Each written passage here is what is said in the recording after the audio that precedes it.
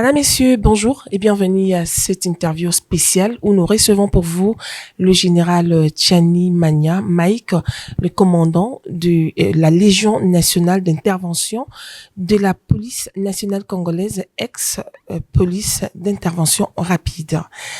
Mon général, bonjour. Bonjour madame, bonjour monsieur. Voilà, d'entrée de jeu, mon général, on aimerait savoir tout d'abord, c'est quoi de la Légion nationale d'intervention que vous chapeautez d'ailleurs.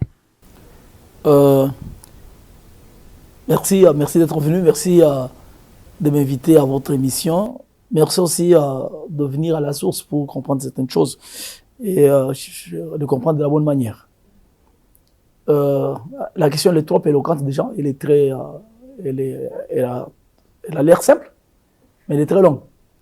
Mais s'il faut savoir ce qu'est la Légion nationale d'intervention. La Légion nationale d'intervention, c'est cette branche de police, n'est-ce pas, qui relève du commandement du commissariat général de la police nationale congolaise. C'est une structure qui constitue la réserve générale, une réserve mobilisable, n'est-ce pas, par le commissaire général de la police nationale congolaise. Et cette réserve est située à Kinshasa, comme vous le savez bien, en face de la terre de Victoire, sur route de Victoire dans la commune de Grassavubu. C'est là que son QG, son quartier général, et c'est là même que se situent nos besoins, se situent nos installations. C'est aussi là que se trouve le principal poste de commandement de cette grande structure. Parce que ce qu'il faut savoir, c'est que c'est pas une très grande unité, c'est une très grande formation du niveau opératif. Vous reprenez, il y a 3 niveaux sur le chéquier des commandements.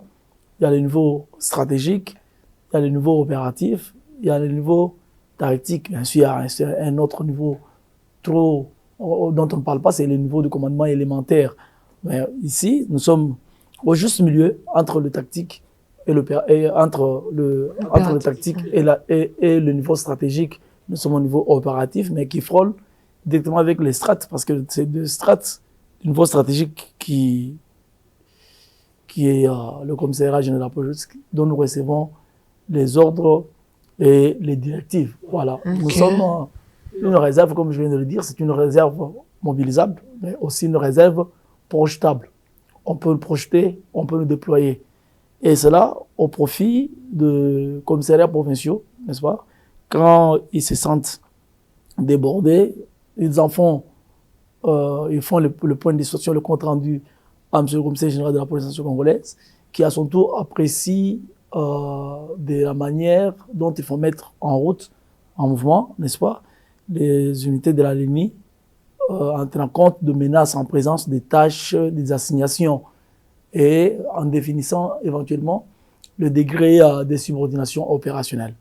Mais jusque-là, toutes les unités qui ont été projetées en province au profit des commissariats provinciaux sont sous commandement opérationnel au profit de commissaires provinciaux.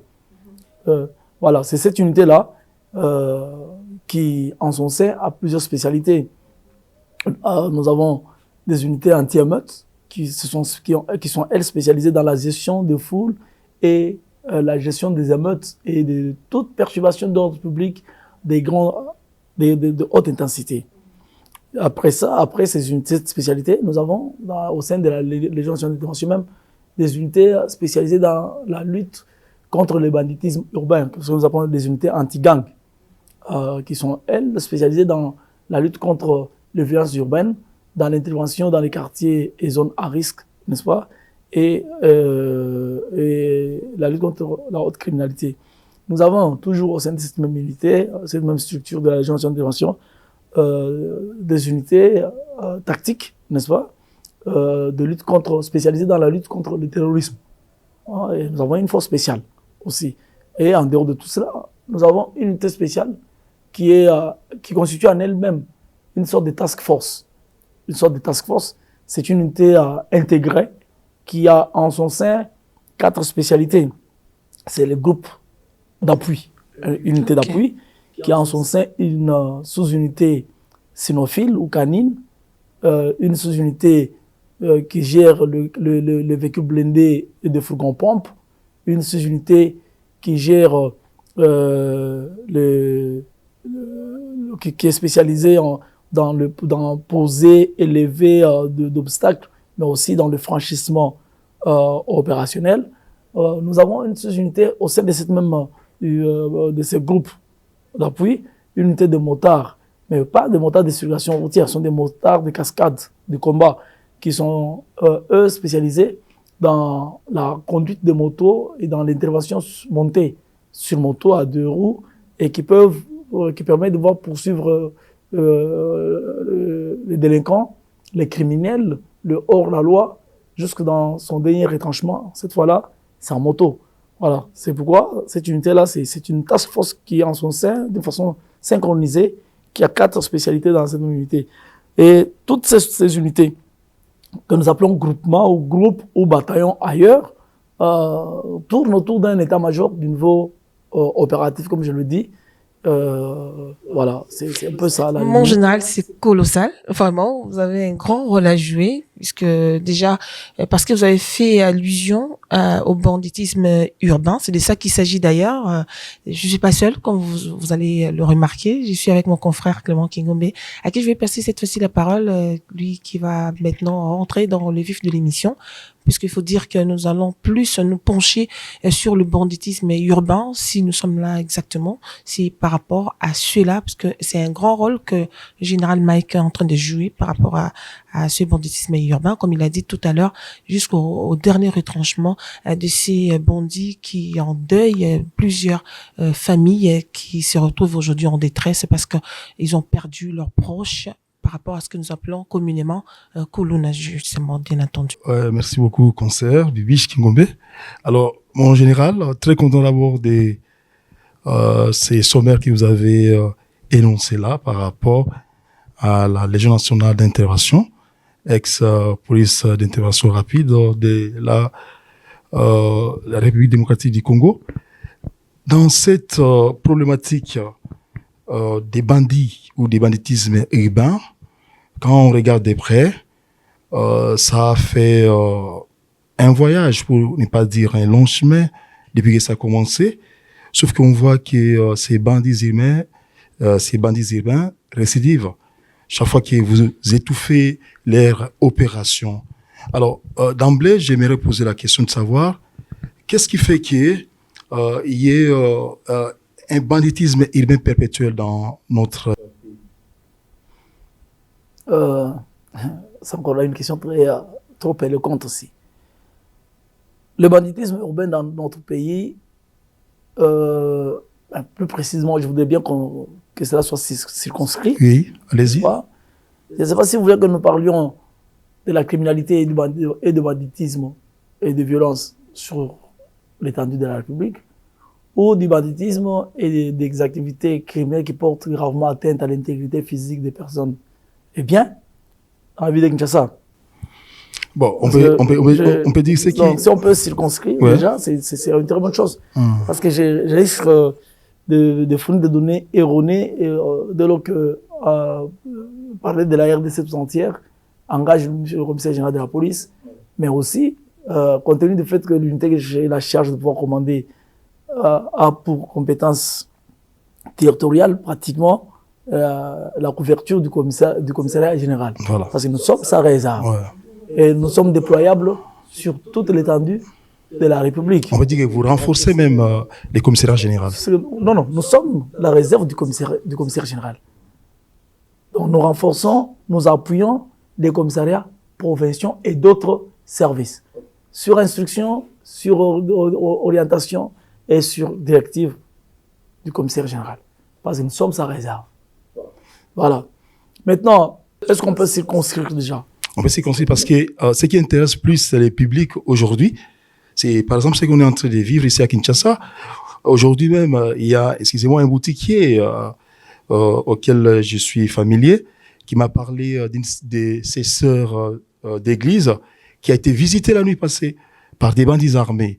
Alors, on voit ces répétitions-là qui dérangent. Si vous pouvez, d'une manière ou d'une autre, nous dire pourquoi est-ce que ça se répète? Bon, du coup, j'aimerais bien qu'on se comprenne très bien. Comme je venais de le dire, la gestion de la cité, la gestion de la province en termes de sécurité intérieure, n'est-ce pas, sur le plan de la police congolaise, relève du commissaire provincial. Comme nous appuyons le commissariat provincial en profondeur de la RDC, au même titre, nous venons aussi en appui au commissariat provincial de Kinshasa. La nuance est que Kinshasa abrite les institutions de la République. Deux fois, nous sommes mis en action sans pourtant qu'il y ait besoin d'appuyer le commissariat provincial, compte tenu des enjeux, des situations ambiantes et des objectifs que l'autorité veut bien, s'est bien fixé, et l'état final que cette autorité veut atteindre. Parce que l'autorité a un pouvoir discrétionnaire. Donc, on peut le mettre en action sans passer par une quelconque procédure.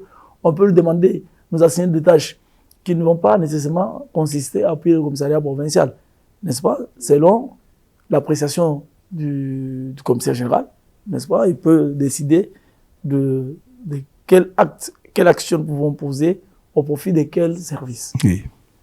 Alors, du coup, s'il faut revenir à la problématique de l'insécurité, de la montée en puissance de phénomènes de bandes constituées, les termes vulgaires, c'est le Kuluna. Oui. Ce sont des bandes criminelles constituées, n'est-ce pas, qui sèment la panique, qui sèment la terreur dans la ville, et la désolation aussi, des fois, dont le mode d'action consiste à extorquer, agir en groupe ou en petits groupes éparpillés ça et là, dans des secteurs dont ils voudraient bien avoir la maîtrise et la gestion, sur des victimes sélectionnées ou aveuglement, n'est-ce pas?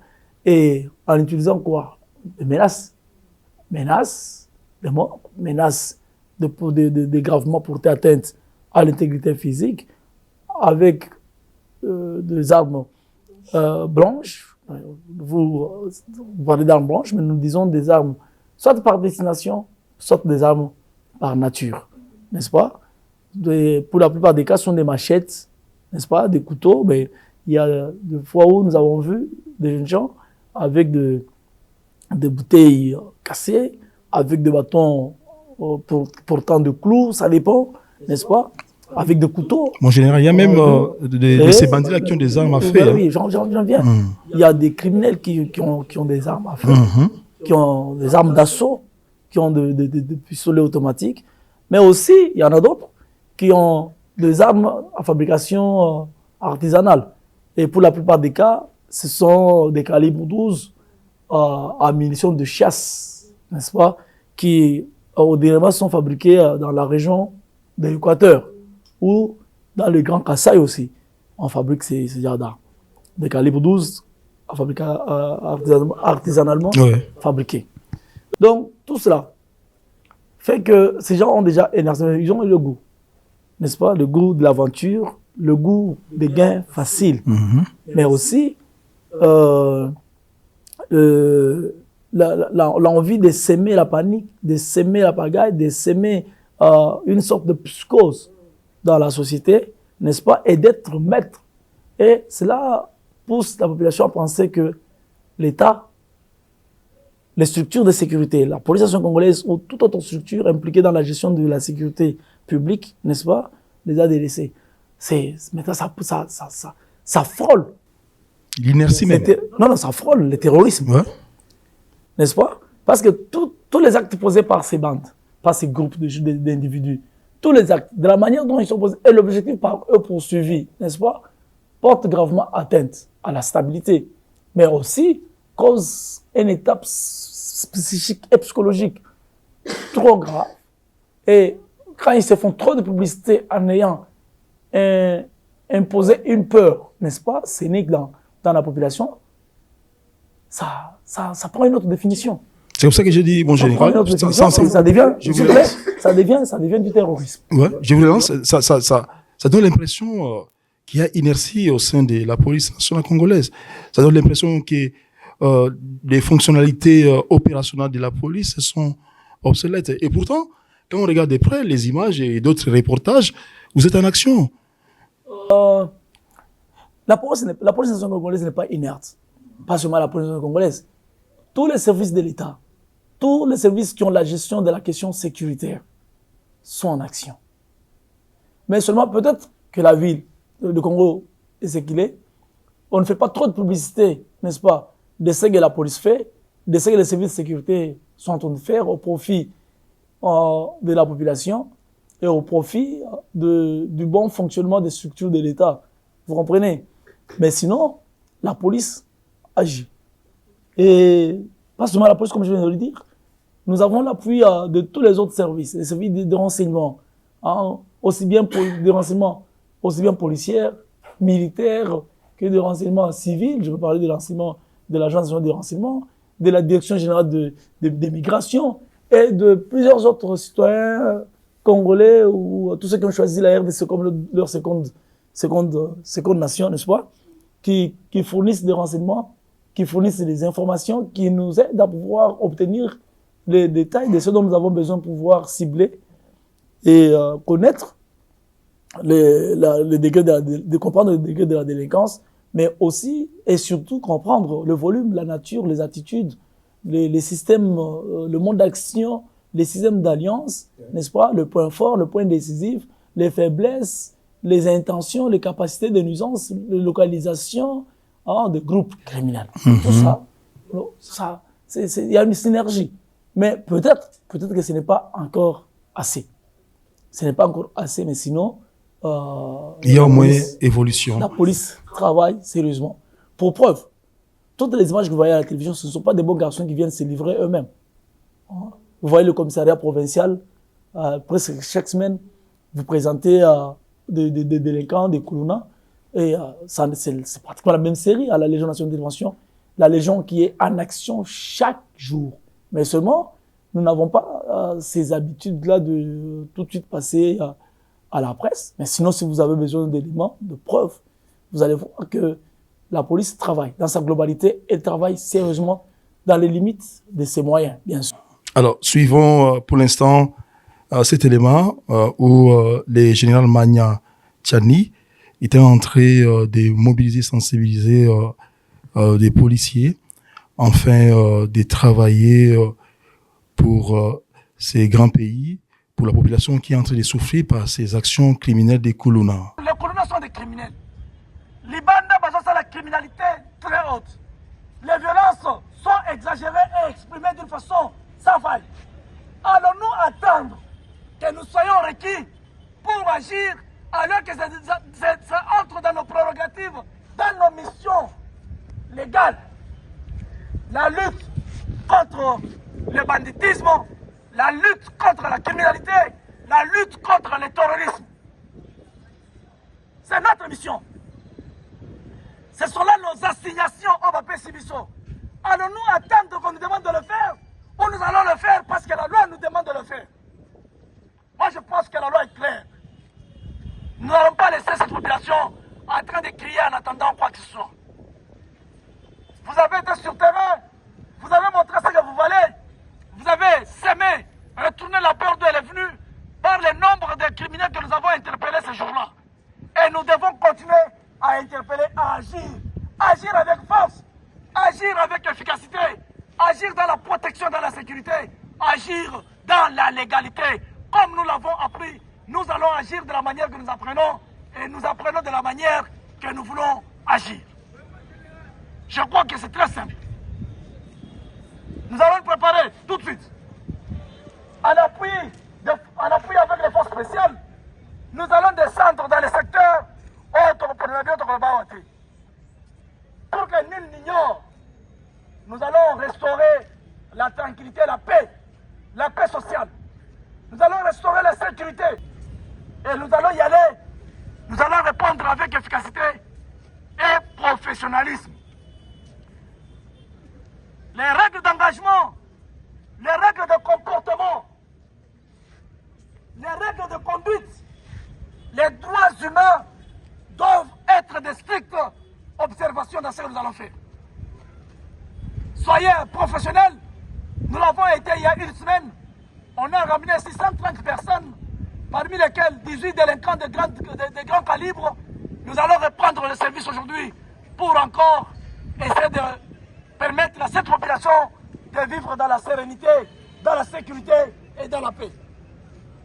Les unités qui seront désignées pour y aller vont s'aligner, s'équiper, prendre des véhicules, sous-commandés en ordre, accompagnés dans Batunabiso, Batabiro 2.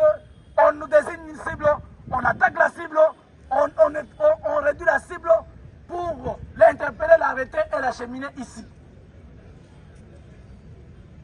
Je crois. Et là, on va nous battre. Tu vas combattre la mutuelle côté. Kulun a son boto, le logo biso de robot là. Et c'est un comportement de biso et le gaya Kulun. Vous allez sécuriser les personnes, c'est bien. Tout bien doit être sécurisé. Toute personne a droit à la sécurité. Même les délinquants que nous allons interpeller a droit à être sécurisés.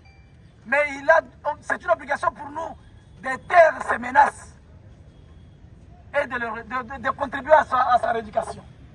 J'en ai ici fini. Vous allez rester là, attendre les instructions. On va continuer dans ma terre.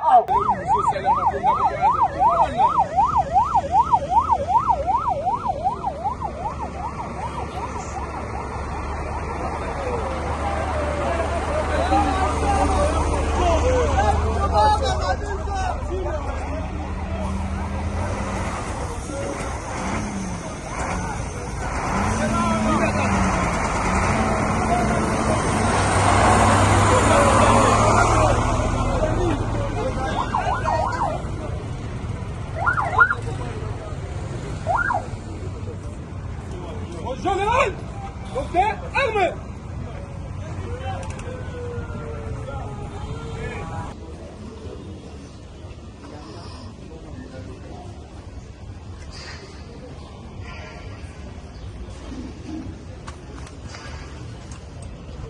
Atina poto, abong sa vina vino.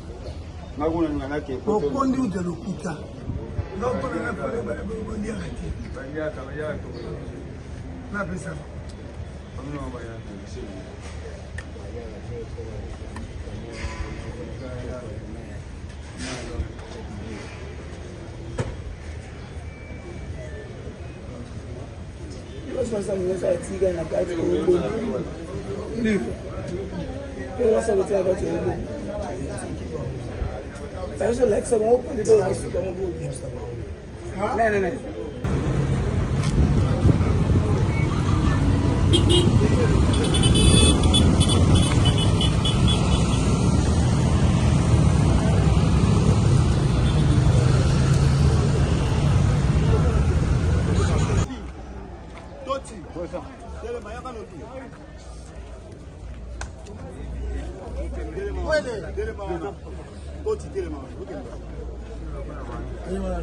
C'est papa Mukolo.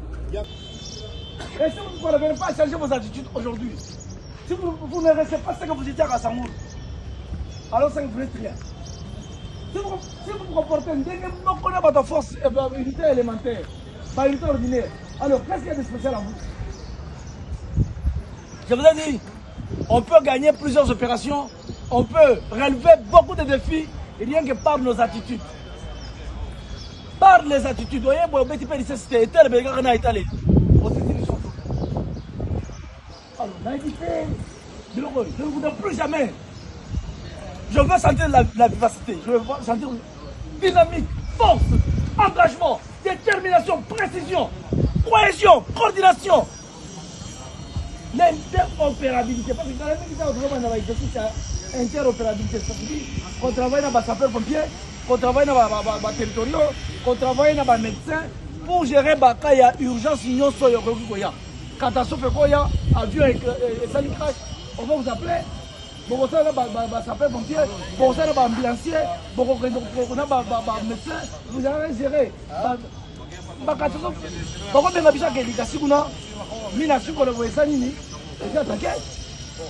On peut nous appeler maintenant là, que na université, uranium. Vous allez faire quoi? Vous allez aller comme ça? Non.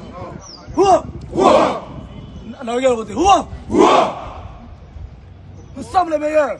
Nous sommes les meilleurs. Nous sommes les meilleurs. Nous sommes les meilleurs. Allez, je vais sentir ça même. Je veux le sentir. Faites-moi sentir que vous êtes les meilleurs. Est-ce que vous êtes les meilleurs? Nous sommes les meilleurs. Alors c'est bon, je veux le sentir. Maintenant même. Pas plus tard que maintenant même. Ici et maintenant. Ouah! Ouah! Le commandant c'est la donne apparemment c'est vous-même le commandant c'est la donne de Boranaché. Votre ticket c'est parce que les gens m'ont appuyé. Au lieu de monter en puissance, vous vous demandez ça fait quoi? Allez, évidemment cette histoire. Je ne veux plus rien entendre. Plus rien entendre. Allez, bonjour les deux. Ils sont. Alors, toutes les compagnies Alpha Bravo et tout ça, à votre point d'entraînement et le Charlie. Comment est-ce que j'aurais sonité qu'après endurer, après avoir travaillé sur dur, et qu'arriver dans le tunnel, bon, on ne sent plus en vous, ma casse au à Lyon. Est-ce qu'on téléphone l'habitude sur aujourd'hui au rendez-vous?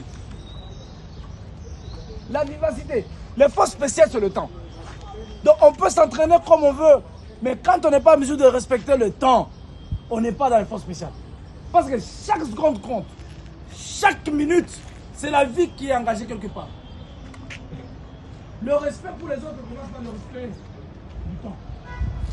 Quand on dit on doit être rassemblé à 7 heures, c'est 7 heures. Les amis, cet avion va décoller à 10 heures 1 minute et à 10 heures 1 minute et 30 secondes, tu dois avoir atteint la cible. Si tu as perdu 2 secondes après, c'est que la cible est passée. Si on vous dit que les terroristes vont commencer à exécuter à 11h30 ultimatum, et qu'on vous dit au plus tard à 11h29, on doit avoir neutralisé les terroristes avant qu'ils commencent l'action, et qu'on t'a donné toi la mission de tirer à 11h29, 30 secondes, parce que tu es déjà positionné quelque part et que tu n'as pas fait, tu as engagé la vie des autres. Si on te donne à couvrir un axe pour assurer la progression par la Ninga, nous allons commencer la progression à 10h15. À 10h17, Yokuna Obetaboy. À 10h18, nous allons passer à ceci. À 10h20, les freins seront gérés. Et à 10h30, nous commençons la pénétration. Si toi, tu n'es pas dans le délai, tu n'es pas là à temps, tu as foutu le bordel. Comment tu l'engueules, c'est qu'il y a combien de Kassamboul? Ah, combien de Seka? Nini, va y a ça. Qu'est-ce qu'il ne va pas, monsieur? Je veux sentir en vous cette force. Maintenant, là, c'est la vie qui commence. Dans 2 semaines. Et si vous ne parvenez pas à changer vos attitudes aujourd'hui, si vous ne restez pas ce que vous étiez à Kassamboul, alors ça vous n'êtes rien. Si vous vous comportez, vous connaissez votre force, unité élémentaire, pas unité ordinaire. Alors, qu'est-ce qu'il y a de spécial en vous? Je vous ai dit, on peut gagner plusieurs opérations. Voilà, vous venez de suivre comment le général Tchiani était en train de conscientiser son unité, si on va le dire comme cela. Mais mon général, nous avons appris une opération qui a été initiée par vous, je pense. C'était le Panthère Noir. Alors, quand la population a appris cette information par rapport au Panthère Noir, bien entendu, qui était là pour traquer les bandits jusqu'à leur dernier retranchement, la population était émue. Mais tout d'un coup, on a vu que ça n'a pas abouti quelque part, parce que tout au début, on avait vu qu'il y avait des descentes des policiers qui étaient... je pense qu'il y avait des ceux qui étaient cagoulés, et d'autres qui avaient des masques sur leur visage. C'était quoi l'objectif? Et après cette opération, qu'est-ce qui a fait que vous vous arrêtiez? Ou encore, on sent qu'il y a léthargie quand même, parce qu'on n'en parlait plus. Et c'est quoi les perspectives de l'avenir par rapport justement à l'éradication des banditismes urbains en RDC en général et en particulier la ville-province de Kinshasa? Voilà, l'opération, pratiquement, cette opération est déjà passée il y a plusieurs mois. Il y a plusieurs mois déjà de cela qu'elle est passée. Aujourd'hui, il y a une autre opération en cours. Mais s'il faut revenir à l'opération Panthère Noir, cette opération avait été initiée et voulue par le gouvernement de la République. Vous allez vous rappeler que c'était suite, n'est-ce pas, aux échanges entre décideurs de la République et c'était des résolutions qui venaient d'un conseil des ministres. Quand ça avait été annoncé, n'est-ce pas, par son Excellence Monsieur le ministre de l'Intérieur, n'est-ce pas, c'était, je crois que c'était au mois de, je sais pas, j'ai plus le mémoire. Alors, ça avait été annoncé que l'État congolais organisait une opération de traque de malfaiteurs, traque de criminels en bande constituée qui se met la pagaille sur Kinshasa et que confié à monsieur le commissaire général de la police nationale congolaise, cette tâche avait été en son temps, n'est-ce pas, confiée, assignée à la Légion nationale d'intervention dont j'ai le privilège de définir encore, de signer jusque-là. Alors, la mission nous a signé, c'est que nous avions eu la possibilité et la chance, n'est-ce pas, de jouer le rôle principal. Je ne parle pas de moi, je parle de la Légion nationale d'intervention. La Légion nationale d'intervention qui a joué, qui avait pris en charge l'axe d'effort principal, n'est-ce pas? Encore consistait cette opération, c'était la traque, n'est-ce pas? Pour mettre hors état de nuire tous les criminels, le bandit qui sont impliqués dans la violence extrême, la violence urbaine, toutes ces bandes criminelles constituées, que vous appelez Kuluna, et assainir la vie de toute cette délinquance et permettre aux citoyens congolais et à tous ceux qui ont choisi dans notre pays comme seconde patrie de vivre en paix, sans inquiétude et d'évaguer aisément à leurs occupations. Vivre sans crainte, parce qu'il était question que la peur retourne, n'est-ce pas? La peur qui avait logé, n'est-ce pas, dans la population, puisse retourner auprès de qui elle était retournée à sa source. Alors, l'idée était celle-là, et la mission nous avait été confiée. C'est qu'en son temps, notre concept opérationnel avait consisté à ce que vous avez vu là. Donc, c'était comprendre les menaces, les étudier, les analyser, n'est-ce pas, les localiser, les identifier, comprendre leur système d'alliance, comme je venais de le dire, quelle était leur capacité de nuisance, dans quel secteur ils évoluaient, quelles étaient leurs intentions au contact dans le futur et ou ultérieurement, et puis apprécier, après avoir établi, n'est-ce pas, la balance des potentiels, savoir s'ils sont comme ceci, qu'est-ce que nous pouvons faire, et en comprenant les faiblesses de l'autre côté, nous avons maximisé ce que nous avions. Et ce que nous avions de plus important, c'était les hommes bien entraînés, hyper décidés, hyper engagés, et la volonté de faire du travail. Vous pensez que vous avez atteint l'objectif quand même? Pour le laps de temps qui nous avait été donné, c'était juste, nous avons opéré pendant un mois. Pendant un mois. Et les résultats sont là. Vous en êtes fier? J'en suis fier. J'en suis fier parce que quand on a lancé l'opération Panthère Noire, c'était un vendredi. Le samedi, j'ai reçu les instructions de monsieur le commissaire général de la police. Et le dimanche soir, le lundi, j'ai lancé l'opération. À partir du jour où j'avais lancé l'opération, il y avait la peur était retournée dans le camp de Kuluna parce que Kinshasa avait vécu un mois, à peu près 42 jours. Parce que l'opération a pris 42 jours. Kinshasa avait vécu 42 jours sans Kuluna. 42 jours de Kuluna identifiés, des bandes constituées, comprises, localisées, anéanties, réduites au silence et mises à la disposition des juridictions compétentes.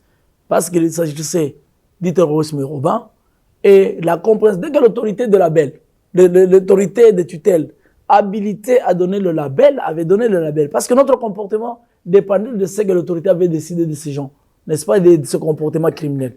L'autorité, en disant que c'était des terroristes, directement, notre attitude, notre comportement changeait. Est-ce que vous comprenez?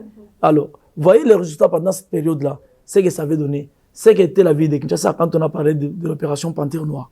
Ce qu'était devenu la vie de Kinshasa. Où les menaces n'avaient-elles pas fui Kinshasa?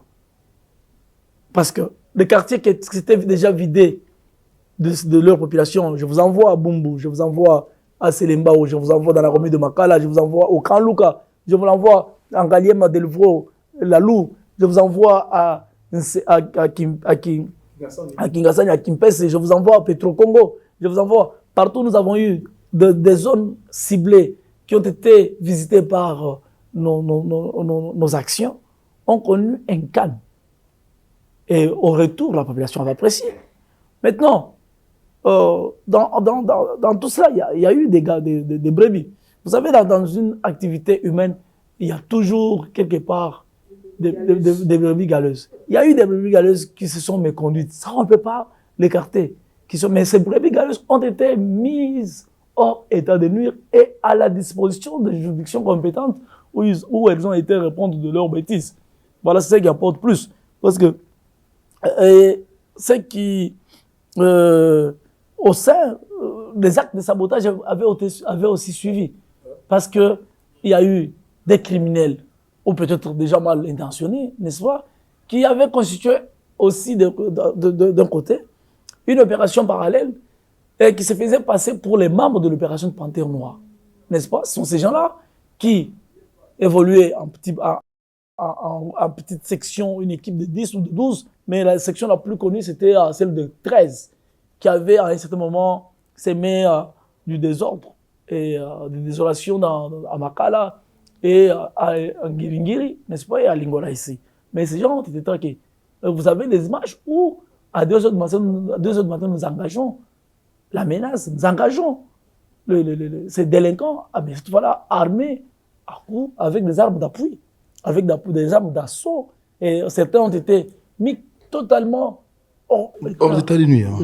Merci. Totalement. Merci. Vous comprenez?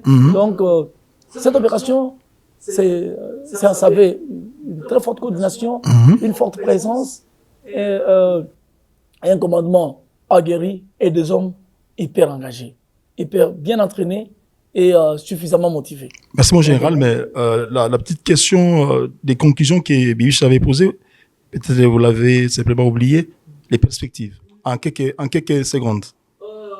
Maintenant, des perspectives, dans quel domaine? Dans le devenir de la Légion nationale d'intervention, le devenir de quoi, ou ce que nous pensons faire pour taire les menaces. Pour éradiquer. Ok. La perspective. Pour éradiquer totalement le banditisme urbain. Tout de suite, je vous dis qu'on ne peut pas éradiquer la criminalité. Même les cités le plus nantis dans le domaine de sécurité, vous voyez ce qui se passe aux États-Unis d'Amérique, vous voyez ce qui se passe en Europe aujourd'hui. Oui, la perspective de la Légion quand même, la Légion nationale d'intervention. Pour être efficace dans la lutte contre le banditisme urbain, pour être efficace dans la lutte contre la criminalité montante aujourd'hui, ça ne relève pas seulement de la police. Vous comprenez? Donc en perspective, c'est de mettre en place une structure de coordination, n'est-ce pas? Une structure de coordination qui va englober, parce qu'en principe, c'est parti de la pensée d'une approche globale, une approche multisystème, une approche multiservice, n'est-ce pas? Synchroniser les actions de plusieurs services. Parce que la lutte contre le banditisme, contre la criminalité, contre l'insécurité ne relève pas seulement de la police. Donc, il y a un rôle politique à jouer, il y a une analyse politique et un rôle politique à jouer, il y a une analyse économique à jouer, il y a les religieuses à jouer leur rôle, sur le plan culturel, sur le plan éducationnel, les acteurs sur le plan sociaux, de sensibilisation, les acteurs sociaux, les juristes doivent jouer leur partition, le médecin doit jouer leur partition, les politiciens même. Les politiciens doivent jouer leur partition, tout le monde doit jouer un rôle. Et le rôle le plus apparent, c'est celui de la police, bien sûr. Mais la police à elle-même ne peut pas répondre aux besoins, à tous les besoins sécuritaires. Vous comprenez? Parce que la sécurité, c'est un domaine complexe. La sécurité ne porte pas seulement sur l'atteinte à l'intégrité physique des personnes et biens, il faut comprendre. il y a la sécurité alimentaire, la sécurité économique, la sécurité identitaire, la sécurité tout ça, sanitaire, tout ça là, tout ce qui peut porter atteinte à l'ordre public ou au bon ordre. Et créer quoi? Créer l'insécurité. Alors, est-ce seulement la police qui a un rôle à jouer dans tout ça? Non, nous devons tous jouer quelque chose. Parce que la population elle-même qui est bénéficiaire de cette sécurité-là doit jouer un rôle aussi déterminant. Parce que si la population ne collabore pas avec la police, nous serons inefficaces. Si la population ne se retrouve pas dans la police, si la police elle-même ne se retrouve pas dans sa propre population, et si tous les autres services de sécurité, n'est-ce pas, ne créent pas une sorte de cohésion en leur sein pour synchroniser leurs actions, les déterminer et les orienter, en déterminant ensemble les objectifs à atteindre, nous serons toujours inefficaces. Donc, en termes de prospective, c'est créer des conditions qui puissent, n'est-ce pas, rencontrer tout cela pour mettre en place des structures, des coordinations. Qui vont travailler en symbiose. Qui vont travailler en symbiose, ouais, en impliquant la population dans la gestion de sa propre sécurité. Ouais, en dénonçant. Oui. Merci. Et en montant en puissance, n'est-ce pas, les organes de la police. Monter en puissance par la déformation, par assurer la couverture territoriale, la logistique assise, la motivation, l'instruction. On peut tout avoir si le policier n'est pas formé, il est nul. Merci beaucoup, mon général. Je rappelle que nous avons parlé avec le général Magna Tchani Mike, qui chapeaute la Légion nationale d'intervention, ex-police d'intervention rapide. J'étais avec ma consoeur Bibiche de Biwan. Nous avons épluché l'essentiel pour aujourd'hui. On espère continuer avec la disponibilité du général, collaborer avec la police, population, chez patriotes, ses compatriotes, dénoncer ces koulounas, ces bandits urbains et autres. Vous allez aider la sécurité à faire son travail. À la prochaine opportunité, bonsoir.